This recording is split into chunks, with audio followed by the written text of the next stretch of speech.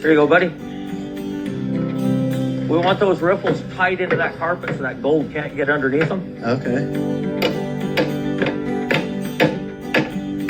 Don't hit your thumb. Watch your hands. I get your hand out of there. Let me show you something here. So you're holding right here, right? If you slip with that hammer, bam, broke thumb. So bang, bang, bang, bang. So just use your hammer to do what you were trying to do with your hand, right? Okay. Drive it in. Right. So if you break your hand, then what? You're out of work, right? Yeah. Yeah, then you aren't making any gold. No, the gold. So use that tool, use it properly. There you go. Tap those last 4 and we're done. That's it.